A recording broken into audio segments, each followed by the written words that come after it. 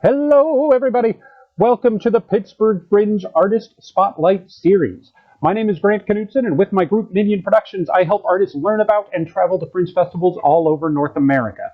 But this week, I am here to help you learn more about the performers in the 2022 Pittsburgh Virtual Fringe, including our friend right here. Can you please introduce yourself for everybody? Hi, my name is Tori Shine. That's great. And what is the name of your show this year? My show is called A Pandemic Poem of Reflection. That is great.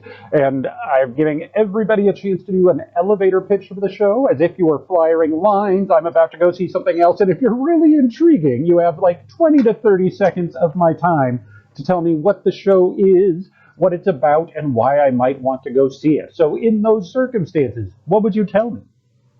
I would say, so this show, I feel like in the last couple of years during the pandemic, there's been so many moments of isolation and solitude and separation. And yet during all those moments, there were so many shared experiences. And as a poet, I really tried to dig in and capture the shared moments in time that we were all experiencing at once and express them in poetic form.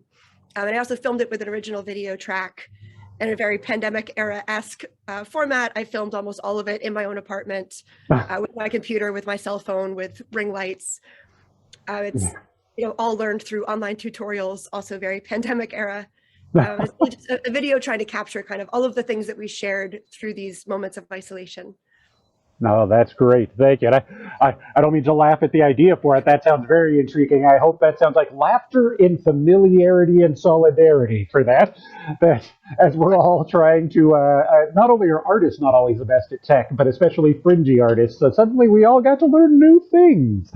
But I think the shared experience idea right now, I think a lot of the way that people are going to get something from this time is to all come together and share our experiences and our feelings. So that is very intriguing to hear. Now, is this a new show or has this been done before? It's a new show. I did a couple soft releases of earlier drafts, like very privately, very small scale. But I've done a lot of edits and revisions, and it's very new. I mean, for me, this is my first video project. Before the pandemic, I had never performed online. I'd never even merged two videos together. So this was all very much kind of starting at the bottom and just learning how to shoot, how to edit, how to do different types of effects, how to frame things in different ways. So it's very new for me, both in the content itself and then also just the techniques that I learned in creating it.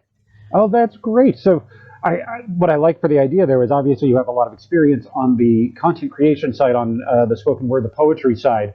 So we get to see something that you are very experienced in a way that you are just learning. And that's a unique mix to be able to throw into a show. I love it. Now, it sounds like this is pretty much all from you, but is there anybody else involved in the project that you should be giving a shout out to? Really, I mean, I got feedback from a variety of sources over time, but it's really been very much a solo project. I think honestly, the biggest resource that helped me was just the vast amount of online tutorials. Yes. A lot of us discovered during the pandemic that yes. there were resources online. The Allegheny Public Library, if you're a library member, you can use LinkedIn Learning for free. Yeah. And they have incredible tutorials for video editing and things like that. So it's, all of it was through a free library card and YouTube videos. I love that. We have yet in these videos to give a shout out to a library, and I am always happy to give shout outs to the libraries and the people that work there. No, that's great. And we well know that with the festivals, there are a lot of solo projects, and not only does that mean you're now doing all the production elements, for these types of festivals, often the artists become everything. We are now the marketer, we're now the financial person, we're now just all these things that we have to learn. So that's great.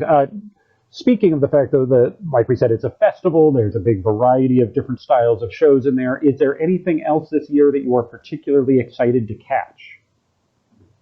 I'm excited for the idea of virtual fringe in general. Like, I think it's interesting. Early in the pandemic, a lot of people moved online in the beginning, and a lot of artists kind of shifted offline. They didn't like the online performance. For me, I actually really leaned into it. I found it's a different type of performance. It's a different dynamic, but I found different ways of expressing myself as an artist. And when I watched the virtual fringe shows last year, I was really impressed at just the different types of creativity that people came up with, right? When you're shooting it in your living room, or you're shooting it on Zoom, or maybe you're shooting it in a theater. Right? Oh, absolutely, yeah. No, that's well, and what that means to me is just catching the online shows, because then not only are we getting the variety of styles and genres and performers you would at a regular festival, you're getting a variety of different ways to handle this new problem we had to solve.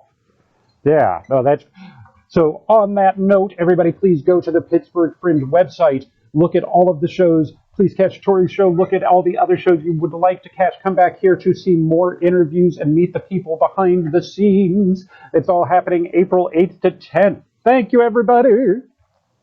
Thanks so much.